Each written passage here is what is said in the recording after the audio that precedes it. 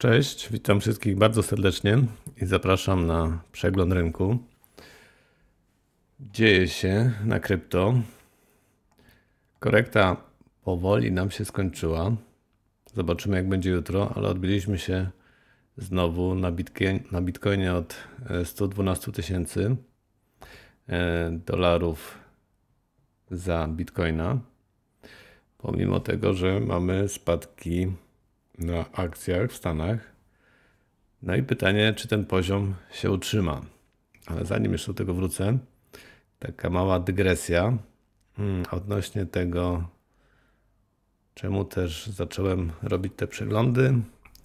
Częściej coś nagrywam. No takie założenie na tą hossę moje jest, żeby wycisnąć z tego jak najwięcej się da. Zobaczymy, jak się skończy. Ale żeby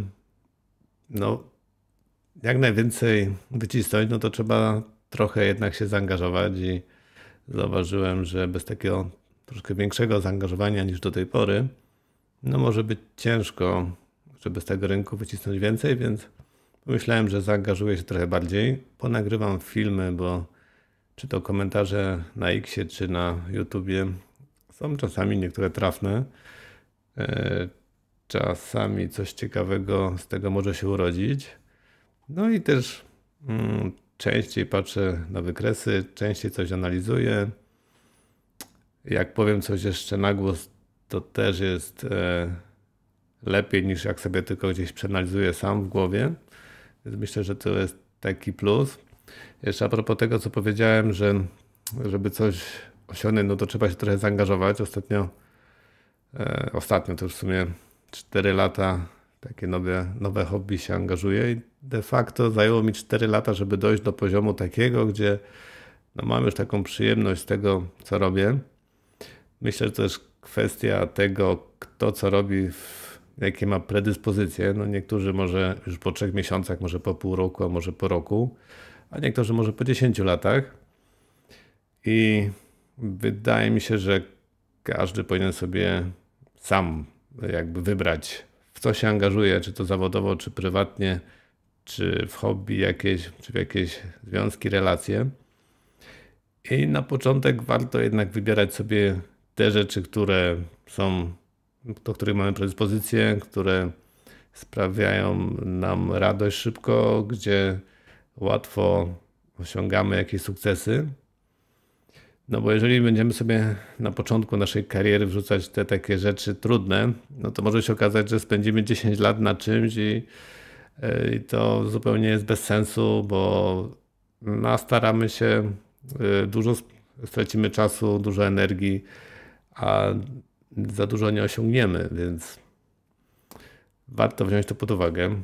Ale jak już gdzieś macie ogarnięte różne rzeczy, no to możecie sobie wybierać i wybierać te rzeczy takie trudniejsze, które wymagają więcej czasu, więcej zaangażowania.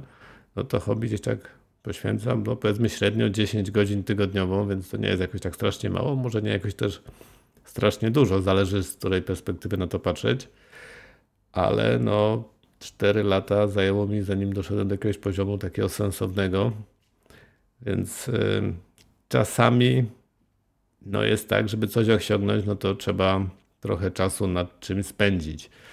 Jak mówię, kwestia tego predyspozycji, jakie się ma do różnych rzeczy, bo niektóre przychodzą nam łatwiej, niektóre trudniej, ale z biegiem czasu, jak już jakieś pochodne rzeczy robicie podobne do siebie, no to jest o wiele łatwiej.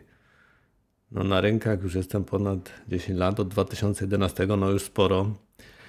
I tu według mnie to też za dużych predyspozycji nie mam i zajęło mi sporo czasu, zanim ogarnąłem, myślę, że więcej niż 4 lata, myślę, że z 5, spokojnie, jak nie więcej, zanim ogarnąłem gdzieś emocje, jak to wszystko funkcjonuje. Ale są też tacy, którzy ogarniają to szybciej, niektórzy to robią już kursy po pół roku nowej rzeczy, którą robią, ale jak mówię, każdy jest inny, każdy ma inne predyspozycje do czego innego. Ja akurat lubiłem i lubię chyba takie wyzwania, czyli zrobić coś, co nie do końca jest takie proste, no ale też proste rzeczy, gdzie mam predyspozycję, też robię, więc to nie jest tak, że sobie wybieram tylko te najtrudniejsze i charówka przez całe życie. No nie. Ale to kwestia wyborów świadomych, co robimy i czego chcemy, czego nie chcemy.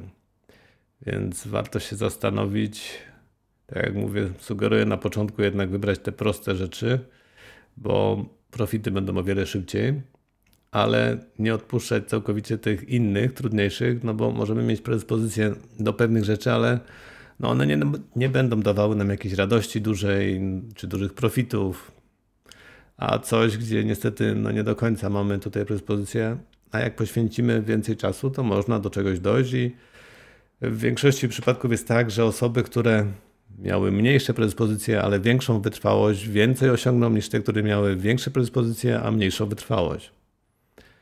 Tylko też ciemna strona tego jest taka, że ktoś może spędzić pół życia albo całe życie na czymś, co no nie będzie mu przynosiło profitów, więc trzeba na to brać poprawkę. Dobra, wracamy do rynku.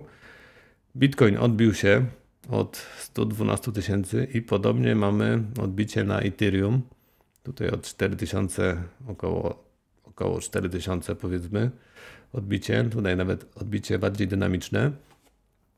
Jak spojrzymy sobie na ETF-y i przepływy na ETF-ach, to popatrzymy, że 15 sierpnia, 18, 19 na Bitcoinie ujemne była realizacja zysków, podobnie jak na początku sierpnia na Bitcoinie i podobnie na Ethereum też mamy odpływy z ETF-ów, podobnie jak na początku sierpnia.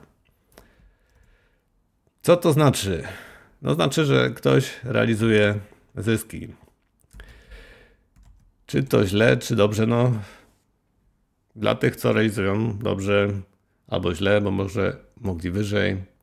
Nie wiadomo. Ważne, jaki to będzie miało wpływ na kurs i czy ci, co realizują zyski, nie przechylą szali i nagle nie dołączą się do nich inni. Jak sobie popatrzymy na wykres Bitcoina, no to ta realizacja zysków na początku sierpnia też była na podobnym poziomie, jak jest teraz. Więc to jest rejon, gdzie część ludzi doszło do wniosku, ok, mamy ATH nowe.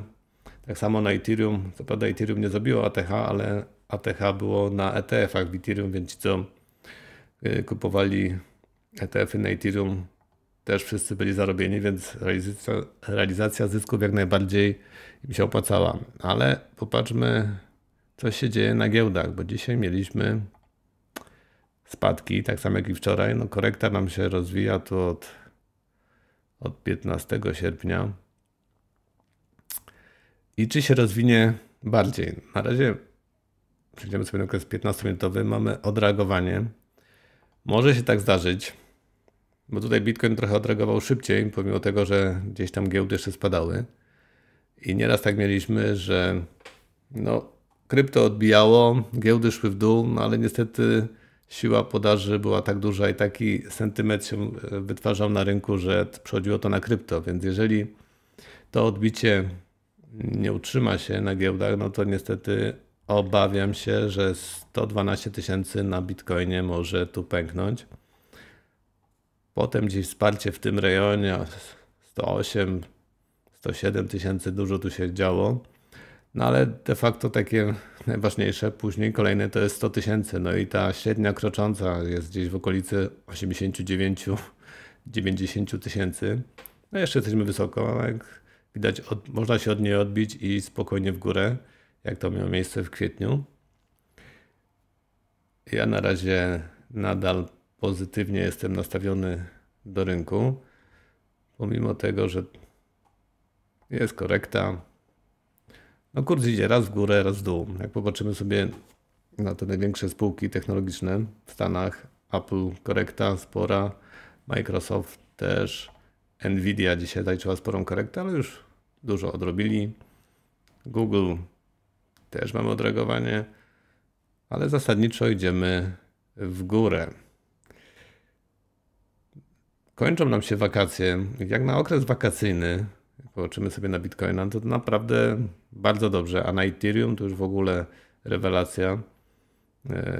ETH do Bitcoina przebiliśmy średnią kroczącą i może nawet dobrze, że trochę wyhamowało. Jakby teraz był szybki rajd w górę, no to by się skończyło prawdopodobnie tak jak pod koniec zeszłego roku. Szybko w górę i w dół, a tak chwila wytchnienia. No i może dociągniemy do rajdu Świętego Mikołaja, czyli do końcówki roku. Tak jak powiedziałem na początku, chcę maksymalnie wycisnąć z tego, ile się da z rynków na tej hossie. Może ta hossa nam się jeszcze przedłuży. Zobaczymy. Tu na zielono dzisiaj krypto, odreagowanie giełdy trochę tak słabo. Jak popatrzymy sobie jeszcze, ta giełda japońska, drugi dzień z rzędu korekta, DAX i WIG. DAX trend boczny, WIG w górę, pomimo tego, że tam w Stanach jest słabo, to polska giełda sobie naprawdę radzi mega dobrze. Tutaj dorzuciłem taką spółeczkę jeszcze kolejkową. Mieli IPO, też nie wchodziłem, ale myślałem, że teraz jakoś bardziej się skupię. Może jakieś IPO, tylko bardzo mało nowych spółek w tym roku. Też ciekawe na giełdzie w Polsce. Pomimo tego pozytywnego sentymentu, jakby nie ma chętnych, żeby wchodzić na giełdę. Dziwne trochę. Kolejkowo to wybiło mocno w górę, ale obroty są takie małe, że raczej tutaj za dużo już nie można poszaleć, ale sobie poobserwuję, co tam się dzieje. A jeszcze pokażę wykres diagnostyki, bo tutaj mówiłem, że jak przyjdzie korekta, to może być większa, a tu tak naprawdę ktoś sobie zrealizował zyski na ATH i jedna większa sprzedaż i zjechał kurs o 7%. No warto brać to pod uwagę na spółkach, które nie mają jakiejś mega dużej płynności. Jak ktoś sobie na przykład zainwestował większy kapitał, no to każda sprzedaż będzie powodowała tego typu zjazdy, a gdyby się dołączyli inni, no to spokojnie moglibyśmy zjechać nawet do 160 zł za akcję. Warto brać to pod uwagę, jak inwestujecie właśnie w nowe spółki, czy w spółki, które są na giełdzie od niedawna i gdzie płynność nie jest może aż taka duża i nie jest to podtrzymywany kurs przez jakieś firmy, jakieś banki, które gdzieś tam się umawiają, że będą ten kurs utrzymywały w przeciągu jakiegoś czasu na sensownych poziomach, więc wtedy się bardzo dużo może dziać, ale jeżeli nastawiacie się na dłuższy czas, na inwestycje, no to trzeba się liczyć z tym, że te takie obsuwy mogą być. I niektórzy mogą też korzystać sobie na takich obsuwach do kupowania. A właśnie a propos do kupowania na różnych korektach, to też taka myśl naszła mnie ostatnio, że tak niektórzy mówią, że sobie tam czekają na korekty, żeby dokupić. No i teraz pytanie, na przykład diagnostyka. Było tam IPO było chyba dużo niżej. Muszę sobie tutaj narysować IPO, żeby widzieć, na jakim poziomie było. I ktoś może poczekać, a dobra, poczekam, będzie korekta. No i sobie tak czekamy i powiedzmy, doszliśmy do tego punktu, jest korekta, no i ktoś kupuje w tym miejscu za 160. No ale można było kupić za 145, za 140, za 130. No i kupujemy w korekcie i niby w dobrej cenie. No ale jaki sens jest czekanie na korektę, jak jesteśmy w trendzie wzrostowym? Nie wiem. Według mnie jakby nie ma sensu, bo czekamy na korektę, jakby ta korekta miała się wydarzyć już teraz. Ale ona może się wydarzyć właśnie, nie wiem, o 100% wyżej. Na poziomie 50, nie wiem, na poziomie 30%, 20%, więc jakby nie zjedzie nawet do tego poziomu, od którego czekamy. Więc jakby nie widzę sensu kupowania w korektach, jeżeli coś chcemy kupić. Jest w silnym trendzie wzrostowym. Bo ten silny trend wzrostowy może trwać naprawdę sporo i tak samo jak ktoś na przykład sobie czeka na Bitcoina, że kupi sobie w korekcie. No są jakieś korekty, no ale na przykład od tego poziomu 83 tysiące. Kurs idzie w górę, była korekta do 98, nawet już wyżej niż 83. Znowu mamy 124, korekta do 112. Pytanie, czy nie lepiej kupić wcześniej, jeżeli obstawiamy wzrosty? Nikt nie zna przyszłości, nikt nie wie, czy ten kurs pójdzie w górę, czy pójdzie w dół. Ale jeżeli obstawiamy, że pójdzie w górę, to kupujemy. Przynajmniej tak ja to widzę. Nie wiem, możecie się wypowiedzieć w komentarzach, czy ma sens czekanie na korektę albo po prostu kupowanie w korektach. Jeżeli chcecie kupić dany walor albo takie piramidowanie, czyli kupowanie coraz wyżej. Ja uważam, że nie. Jak coś kupuję, to kupuję w tej cenie i już nie dokupuję wyżej, no bo potem ta premia jest o wiele mniejsza. Za to jak tutaj już kupię, to o wiele mniej zarobię niż gdybym kupił tutaj. Więc jeżeli uważam, potem kwestia potwierdzenia. Ok, tutaj mi potwierdziło, że jesteśmy w trendzie wzrostowym, ale im dłuższy czas mija, tym bliżej jesteśmy końca tego trendu wzrostowego, więc jakby czas działa na naszą niekorzyść wchodzenia na rynek.